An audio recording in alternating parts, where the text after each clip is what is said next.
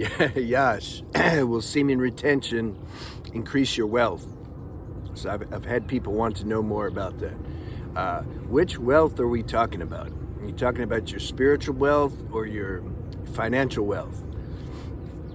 I'm going to talk about financial wealth because I know that's what you're talking about. But I'm just saying, have you contemplated that question? You know the difference? Spiritual wealth versus like material wealth. What do you think's going to give you a more eternal, satisfying feeling? Financial wealth is cool. The reason to experience financial wealth is so that we can like live. It's also like I need money. I live in a society where we still need money.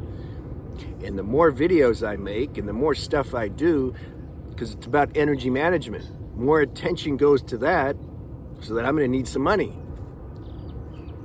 Donations, consultations, they're important to me. The money aspect is relative. It's important. Understood. But if you think that that's gonna give you some, like, you're done now. Like, I got $1 million. If I just get $1 million, then I'm good. Like, I'm done. Just do a little research and look at the people that have $1 million. Try to see them not when they're giving a presentation. Try to catch them when like they're being natural or something. And see, like, do you want what they have inside? Is that attractive for you? Look at all the suicides from millionaires. Let's look at the movie stars. Movie stars are a good representation of what almost everyone's ego is telling them they need to do to be happy. Well, look at them. Look how many have drug addiction or alcohol addiction, or they're just crazy. They go to jail, they kill themselves, they're you know. Now there's some that are cool. Jim Carrey took a turn for the better, seemingly. I don't know, I haven't talked to him. But somehow he realized, like, you know, this isn't where it's at. But I'm just saying, contemplate that question. What's more, what do you truly value more? The spiritual wealth or material wealth? You can still go chase the material wealth, like we have to anyway. But I'm just get this seed, give it some water when you contemplate that question. Contemplate about spiritual or material, no, spiritual wealth. What does it mean? There's a saying that says you can be a rich person and doesn't know the richness in a rich man can still have spiritual poverty. And I've been to India. There's people with who are spiritually rich but materially in poverty, but they're super happy. Those people I'm drawn to. I'm not drawn to the arrogant, narcissistic, egoic person that says, yeah, man, like, I got it going on. I get all the girls. Yeah, get all the girls, but none of them really like you. Is that what you want? We still might have to taste that, though. What does that feel like? You see? So that's why I'm not a hypocrite. I'm not like, I don't judge that stuff, like, on any level.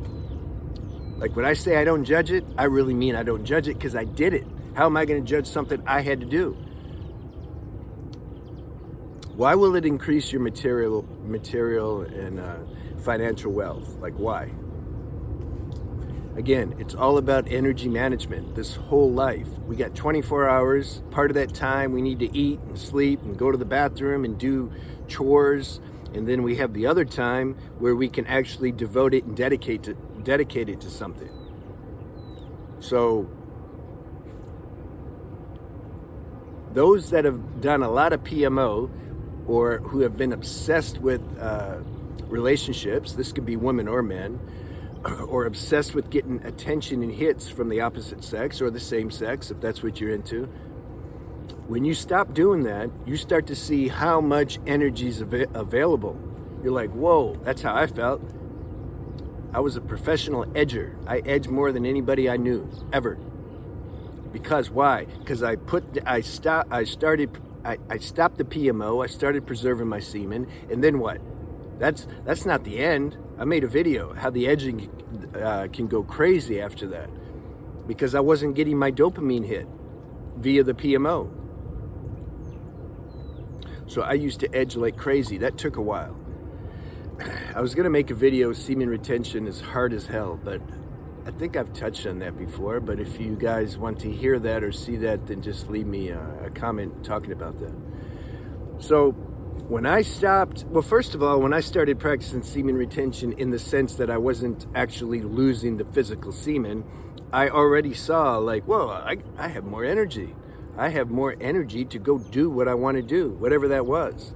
At that time in my 20s, it was bodybuilding. I wanted to get buff, get gains. And then I also I was pursuing the acting career. So I had more energy and attention to try to get that business going. There's people that you see that they've started semen retention and they're young and they just focus, you know, especially when you're younger, you only need a few hours sleep. I didn't sleep till I was like 30. So you have all this time and energy now, and then you focus it on what you want to focus it on. That's why you're going to get, that's the answer to your question when you ask, will semen retention help boost my material or financial wealth? How can it not?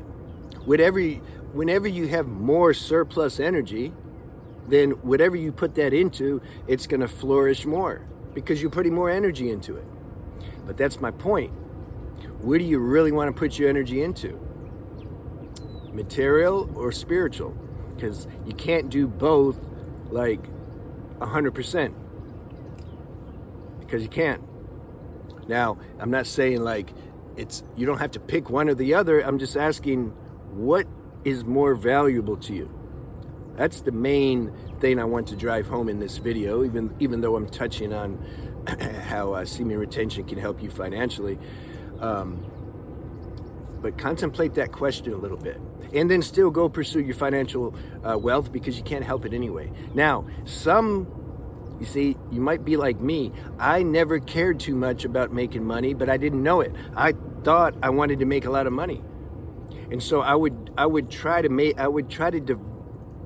study like what's the best business to start, or I was selling cars and I was working bell to bell. That means open to close, and just burning myself out because I wanted to get a lot of money. But inside, I didn't really care about the money.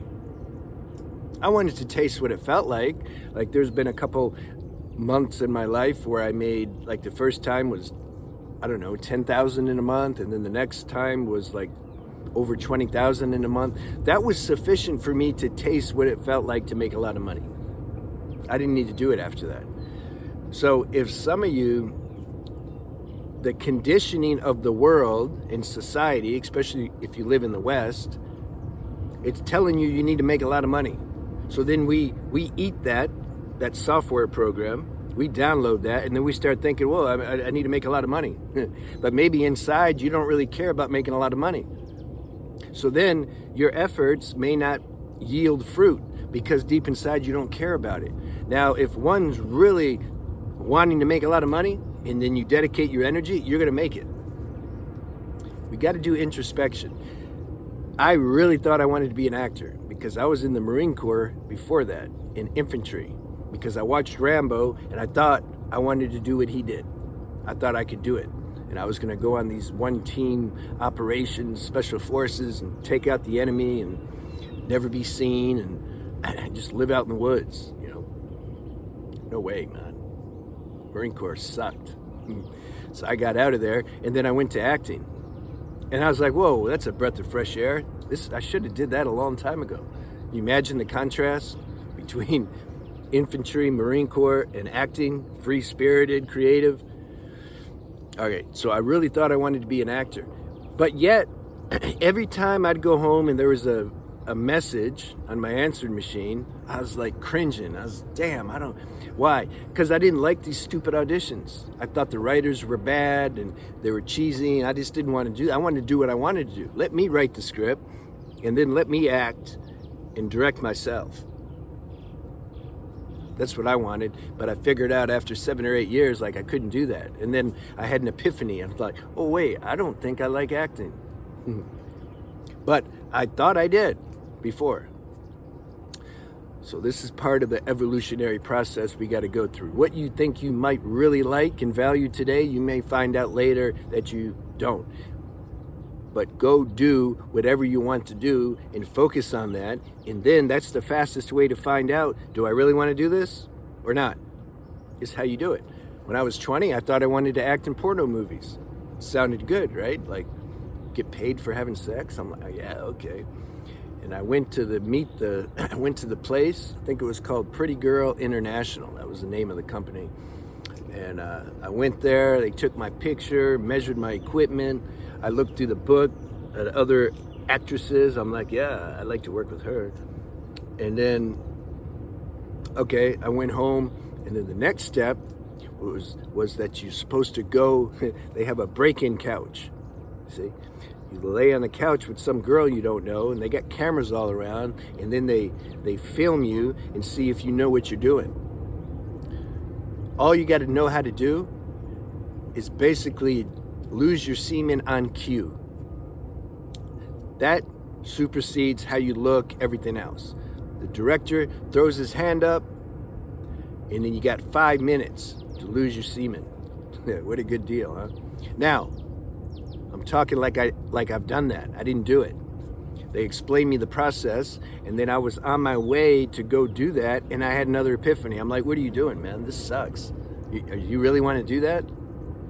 I don't want to do that. I just turned around and went home. Hence my point, go do whatever you want to do, what you think you want to do, because you might find out in the process you don't want to do it. That helps you become more free. So then you might find out what you really want to do. So you can't miss. Mistakes are good. The more mistakes somebody makes, the more successful they're going to be. If you just lay in your room and just fantasize and think, oh, I don't know, what about this, what about that? People do that their whole life. They're 80 years old and still wondering like, whoa, what if I'd done that? I don't have any of that. I've done everything that I've thought I wanted to do. That's why I feel free. So I'm a proponent of that. You want to make money, you can make money on semen retention because you're going to have more energy to go make money. Will that make you happy forever? You tell me. Go make the money and then report back to me the results. Maybe you'll feel better, and then maybe you'll feel worse, or then maybe you'll get obsessed with making more money, or maybe you'll just be cool. You'll just make a certain amount of money to where you're stable, and then you'll go dedicate more energy to your spiritual maturity. Like, we don't know what's going to happen. That's what I'm saying. Report back to me. All right. Have a good day.